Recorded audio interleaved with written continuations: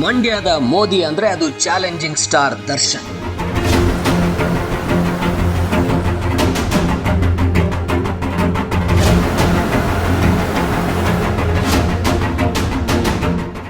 ನರೇಂದ್ರ ಮೋದಿ ಹೋದಲ್ಲೆಲ್ಲ ಹೇಗೆ ಲಕ್ಷ ಲಕ್ಷ ಜನ ಸಾಲುಗಟ್ಟಿ ನಿಲ್ತಾರೋ, ಅವ್ರು ಹೋಗೋ ದಾರಿಯಲ್ಲೆಲ್ಲ ಹೂವನ್ನು ಚೆಲ್ಲಿ, ಅವ್ರು ಹೋಗೋ ದಾರಿಯಲ್ಲೆಲ್ಲ ಅವರಿಗೆ ಕೈ ಬೀಸಿ ಅವರ ಫೋಟೋವನ್ನು ವಿಡಿಯೋವನ್ನು ದೂರದಿಂದ ತಗೋಬೇಕು ಅಂತ ಕಾಯ್ತಾ ಇರ್ತಾರೋ, ಅದೇ ರೀತಿ ಮಂಡ್ಯದಲ್ಲಿ ಚಾಲೆಂಜಿಂಗ್ ಸ್ಟಾರ್ ದರ್ಶನ್ ಹೋದಲ್ಲೆಲ್ಲ ಜನಸ್ತೋಮ ನೆರೆಯುತ್ತೆ. ಜನರು ಅಭಿಮಾನದಿಂದ ಬಂದು ನಿಂತ್ಕೋತಾರೆ.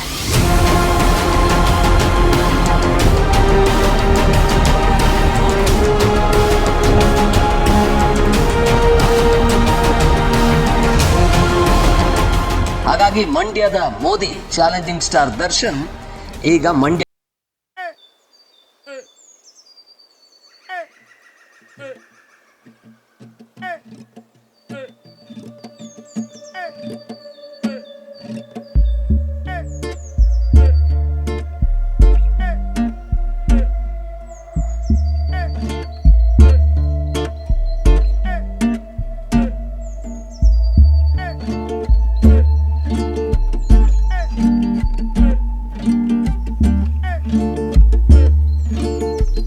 ಆಗಿರುತ್ತೆ. ಅದೇ ಮಂಡ್ಯ ಲೋಕಸಭಾ ಕ್ಷೇತ್ರ. ಈ ಬಾರಿ ಮಂಡ್ಯ ಲೋಕಸಭಾ ಕ್ಷೇತ್ರದಲ್ಲಿ ಸ್ಟಾರ್ ಜೊತೆಗೆ ಮತ್ತೊಬ್ಬ ಸ್ಟಾರ್ ಸಮಾಗಮ ಆಗಿದೆ. ಈಗ ಇದು ಮತ್ತೊಮ್ಮೆ ಕುತೂಹಲ ಕೆರಳಿಸೋಕೆ ಕಾರಣ ಆಗಿದೆ. ಮಂಡ್ಯದಲ್ಲೇನಿದ್ರು ಸ್ಟಾರ್ಗಳದ್ದೇ ಅಬ್ಬರ. ಇಲ್ಲಿನ ಜನ ಸಿನಿಮಾ ಸ್ಟಾರ್ಗಳನ್ನು ಗೆಲ್ಲಿಸಿದ್ದಾರೆ.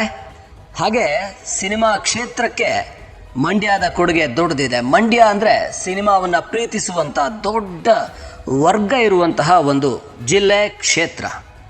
ಹಾಗಾಗಿ ಈ ಬಾರಿ ಮಂಡ್ಯಕ್ಕೆ ಚಾಲೆಂಜಿಂಗ್ ಸ್ಟಾರ್ ದರ್ಶನ್ ಕಾಲಿಟ್ಟಿದ್ದಾರೆ. ಮತ್ತೊಮ್ಮೆ ಮ್ಯಾಜಿಕ್ ಆಗಿಬಿಡುತ್ತಾ? 2019ರಲ್ಲಿ ನಡೆದಂಥ ಮ್ಯಾಜಿಕ್, ಆ ಜೋಡೆತ್ತುಗಳ ಮ್ಯಾಜಿಕ್ ಈಗ ಮತ್ತೊಮ್ಮೆ ಆಗುತ್ತಾ? ಈ ಸ್ಟಾರ್ಗಳ ಜೋಡಿ ಸ್ಟಾರ್ಗಳ ಸಮಾಗಮದಿಂದ ಕಾಂಗ್ರೆಸ್ ಗೆಲುವಿಗೆ ಹತ್ತಿರವಾಗ್ತಾ ಇದೆಯಾ ಅನ್ನುವ ಚರ್ಚೆಗಳು ಶುರುವಾಗಿವೆ. ಇದಕ್ಕೆ ಒಂದಷ್ಟು ಕಾರಣಗಳು ಕೂಡ ಇದೆ. ಚಾಲೆಂಜಿಂಗ್ ಸ್ಟಾರ್ ದರ್ಶನ್ ಮಂಡ್ಯದ ಕಾಂಗ್ರೆಸ್ ಅಭ್ಯರ್ಥಿ ಸ್ಟಾರ್ ಚಂದ್ರು ಪರ ಪ್ರಚಾರ ಮಾಡಿದ್ದಾರೆ. ದರ್ಶನ್ ಪ್ರಚಾರಕ್ಕೆ ಹೋದಲ್ಲೆಲ್ಲ ಗೆಲುವುಗಳಾಗಿದೆ. ಅದು ಧಾರವಾಡದ ವಿನಯ್ ಕುಲಕರ್ಣಿಯವರಾಗಿರಲಿ, ಬೆಂಗಳೂರು ಸೆಂಟ್ರಲ್ನ PC ಮೋಹನ್ ಆಗಿರಲಿ, ಅಥವಾ ಬೊಮ್ಮನಹಳ್ಳಿಯ ಸತೀಶ್ ರೆಡ್ಡಿಯವರೇ ಆಗಿರಲಿ, ಅಥವಾ ಕಳೆದ ಬಾರಿಯ ಸುಮಲತಾ ಅವರೇ ಆಗಿರಲಿ. ದರ್ಶನ್ ಪಾರ್ಟಿಯನ್ನು ಮೀರಿ ಪ್ರಚಾರ ಮಾಡ್ತಾರೆ. ದರ್ಶನ್ ಪ್ರಚಾರ ಮಾಡೋದೇನಿದ್ರು ಒಳ್ಳೆಯ ವ್ಯಕ್ತಿಗಳಿಗೆ, ತನ್ನ ಆತ್ಮೀಯರಿಗೆ ಅನ್ನುವಂಥದ್ದು ಅವರು ಮತ್ತೆ ಮತ್ತೆ ಹೇಳುವಂಥ ಮಾತು. ಹಾಗೆ ನೋಡಿದರೆ ಈ ಬಾರಿ ಎಲ್ಲರೂ ಅಚ್ಚರಿಗೊಳಗಾಗುವ ಹಾಗೆ ದರ್ಶನ್ ಸುಮಲತಾ BJPಗೆ ಬೆಂಬಲ ಕೊಟ್ಟರೂ ಕೂಡ ತಾನು ಬೆಂಬಲ ಕೊಟ್ಟು ತಾನು ಪ್ರಚಾರವನ್ನು ಮಾಡಿದ್ದು ಮಂಡ್ಯದ ಕಾಂಗ್ರೆಸ್ ಅಭ್ಯರ್ಥಿ ಸ್ಟಾರ್ ಚಂದ್ರು ಪರ. ಇದಕ್ಕೆ ದರ್ಶನ್ ಒಳ್ಳೆಯ ಅಭ್ಯರ್ಥಿ ಸ್ಟಾರ್ ಚಂದ್ರು ಗೆಲ್ಲಬೇಕು ಅಂತ ಹೇಳ್ತಾರೆ. ನಾನು ಯಾರ ವಿರುದ್ಧವೂ ಅಲ್ಲ, ನನ್ನ ಆತ್ಮೀಯರು ನನಗೆ ಮಂಡ್ಯಗೆ ಯಾರು ಗೆದ್ದರೆ ಒಳ್ಳೆಯದು ಅನಿಸುತ್ತೋ, ಮಂಡ್ಯ ಜನರಿಗೆ ಒಳ್ಳೇದು ಮಾಡ್ತಾರೆ ಅನಿಸುತ್ತೋ ಅವ್ರ ಪರವಾಗಿ ಪ್ರಚಾರ ಮಾಡ್ತೀನಿ, ಮತ್ತೊಬ್ಬರ ವಿರೋಧ ಅಂತ ಅಲ್ಲ ಅಂತ ಹೇಳಿದ್ದಾರೆ.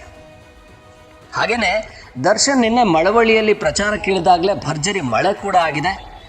ಈ ಖುಷಿಯಲ್ಲಿ ದರ್ಶನ್ ರೈತರಿಗೆ ಒಳ್ಳೆಯ ಒಂದು ಸಮಯ ಬಂದಿದೆ ಅನಿಸುತ್ತೆ, ಇದು ನಿಜಕ್ಕೂ ಒಂಥರ ಒಳ್ಳೆಯ ಲಕ್ಷಣ ಇದು ಅನ್ನೋ ರೀತಿಯಲ್ಲಿ ಮಾತಾಡಿರುವಂಥದ್ದು. ಅದು ಪ್ರಚಾರ ಕೂಡ ಆಗ್ತಾ ಇದೆ ಸದ್ಯ.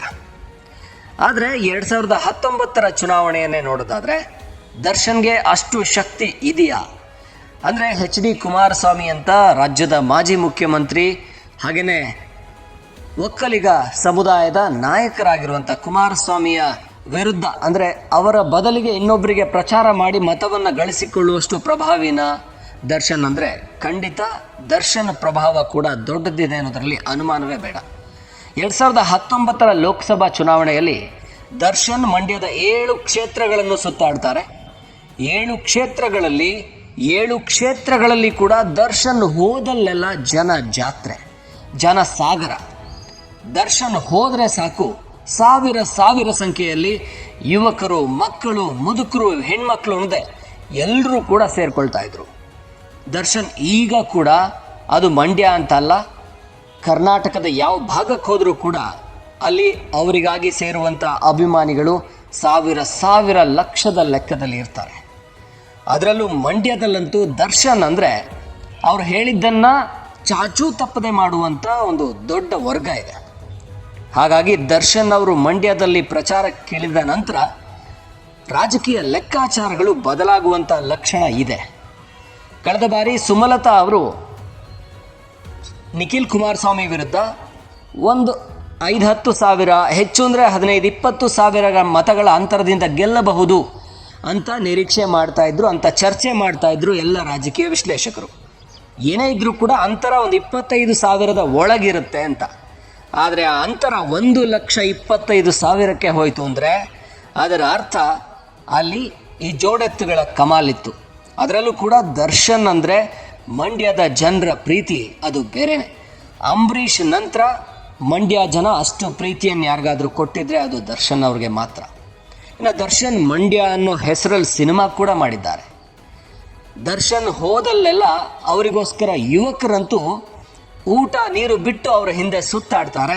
ಅಷ್ಟರ ಮಟ್ಟಿಗೆ ದರ್ಶನ್ ಪ್ರಭಾವ ಇದೆ. ಹಾಗಾಗಿ ಮಂಡ್ಯ ಭಾಗದಲ್ಲಿ ದರ್ಶನ್ ಎಲ್ಲೆಲ್ಲೆಲ್ಲ ಸುತ್ತಾಡ್ತಾರೋ ಅವರು ಖಂಡಿತ ಅಲ್ಲಿ ಒಂದು 5-10% ಮತಗಳನ್ನಂತೂ ಆ ಸ್ಟಾರ್ ಚಂದ್ರು ಪರ ತಿರುಗಿಸಿರ್ತಾರೆ ಅನ್ನೋದರಲ್ಲಿ ಅನುಮಾನ ಬೇಡ. ಈ ಒಂದು ಲೆಕ್ಕಾಚಾರಗಳನ್ನು ನೋಡ್ತಾ ಇದ್ದರೆ HD ಕುಮಾರಸ್ವಾಮಿ ನಾನು ಸುಲಭವಾಗಿ ಗೆದ್ದುಕೊಂಡ್ಬಿಡ್ಬೋದು ಮಂಡ್ಯನ ಅಂತ ಅಂದ್ಕೊಳ್ಳೋದು ಇನ್ನೂ ಕಷ್ಟ. ಇನ್ನಿರೋದು ಕೆಲವೇ ದಿನಗಳು. HD ಕುಮಾರಸ್ವಾಮಿ ಹೇಳಿ ಕೇಳಿ ರಾಜ್ಯಾದ್ಯಂತ ಬೇರೆ ಬೇರೆ ಭಾಗದಲ್ಲಿ ಮಾಜಿ ಮುಖ್ಯಮಂತ್ರಿ ಆಗಿರೋದ್ರಿಂದ ಮೈತ್ರಿ ಪಕ್ಷದ NDA ಅಭ್ಯರ್ಥಿಗಳ ಪರವಾಗಿ ಪ್ರಚಾರ ಮಾಡ್ತಾ ಇದ್ದಾರೆ. ಮಂಡ್ಯದಲ್ಲೇ ಕಡಿಮೆ. ರಾಹುಲ್ ಗಾಂಧಿ ಬರ್ತಾರೆ ಅಂದಾಗ ಬೆಳಗ್ಗೆ ಮಂಡ್ಯದಲ್ಲಿ ಬಂದು ಕೆರಗೋಡು ಭಾಗದಲ್ಲಿ ಪ್ರಚಾರ ಮಾಡಿ ಹೋದರು. ಮತ್ತು ಇನ್ಯಾವುದೋ ಒಂದು ಕ್ಷೇತ್ರದಲ್ಲಿ ಇರ್ತಾರೆ. ಹೇಳಿ ಕೇಳಿ ಮಂಡ್ಯದಲ್ಲಿ JDSನ ಶಾಸಕರು KR ಪೇಟೆಲ್ ಮಾತ್ರ ಇದ್ದಾರೆ. ಹೀಗಿರುವಾಗ ಈ ಬಾರಿ ಕಾಂಗ್ರೆಸ್ ಒಳಗಿಂದೊಳಗೆ ದೊಡ್ಡ ಶಕ್ತಿಯನ್ನು ಪ್ರಯೋಗಿಸ್ತಾ ಇದೆ. ಇನ್ನು ಸ್ವತಃ ಸ್ಟಾರ್ ಚಂದ್ರು ಅವರು ಜನರ ಮುಂದೆ ನಿಲ್ತಾ ಇದ್ದಾರೆ, ಹೋಗಿ ಮಾಧ್ಯಮಗಳ ಮುಂದೆ ಬರ್ತಾ ಇಲ್ಲ. ಜನರ ಮುಂದೆ ನಿಂತು ಜನರಿಗೆ ಕೈ ಮುಗಿದು ಮತವನ್ನು ಕೇಳ್ತಾ ಇದ್ದಾರೆ. ಮಾಧ್ಯಮಗಳಲ್ಲಿ ಪ್ರಚಾರವನ್ನು ಕಡಿಮೆ ಮಾಡ್ತಾ ಇದ್ದಾರೆ. ಅಂದರೆ ಅವರಿಗೆ ಮಂಡ್ಯ ಜನರ ರಿಯಾಲಿಟಿ ಗೊತ್ತಾಗಿದೆ. ಮಂಡ್ಯದವರಾಗಿ ಮಂಡ್ಯ ಜನರ ಮುಂದೆ ಹೋಗಿ ಕೈ ಮುಗಿದು ಕೇಳಿದರೆ ಮತ ಕೊಡ್ತಾರೆ ಅನ್ನುವಂಥದ್ದು ಅರ್ಥ ಆಗಿದೆ.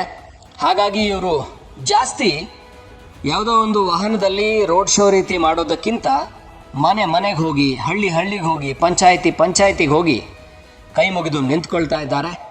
ಇದು ಖಂಡಿತ ಒಂದಷ್ಟು ಮತಗಳ ಲೆಕ್ಕಾಚಾರದಲ್ಲಿ ಬದಲಾವಣೆಯನ್ನು ತರೋದರಲ್ಲಿ ಅಚ್ಚರಿ ಇಲ್ಲ. ಇನ್ನು ಮಂಡ್ಯದ ಜನ ಸ್ಟಾರ್ಗಳನ್ನು ಪದೇ ಗೆಲ್ಲಿಸ್ತಾ ಬಂದಿದ್ದಾರೆ. ಈಗ ಕೂಡ ಸ್ಟಾರ್ ಚಂದ್ರು ಇದ್ದಾರೆ, ಇನ್ನೊಂದು ಕಡೆ ಸ್ಟಾರ್ ಪೊಲಿಟಿಷಿಯನ್ HD ಕುಮಾರಸ್ವಾಮಿ ಇದ್ದಾರೆ. ಮಂಡ್ಯ ಜನರ ಮನಸ್ಸು ಯಾವ ಕಡೆ ತಿರುಗುತ್ತೋ ಗೊತ್ತಿಲ್ಲ. ಆದರೆ ಚಾಲೆಂಜಿಂಗ್ ಸ್ಟಾರ್ ಬಂದ ನಂತರವಂತೂ ಮಂಡ್ಯದಲ್ಲಿ ಒಂದು ಸಂಚಲನ ಶುರುವಾಗಿದೆ. ಮತ್ತೊಮ್ಮೆ ಸ್ಟಾರ್ಗಳ ಸಮಾಗಮದಿಂದ HD ಕುಮಾರಸ್ವಾಮಿಯವರ ಲೆಕ್ಕಾಚಾರ ಉಲ್ಟಾ ಪಲ್ಟಾ ಆಗುತ್ತಾ ಅನ್ನುವ ಚರ್ಚೆ ಅಂತೂ ಶುರುವಾಗಿದೆ.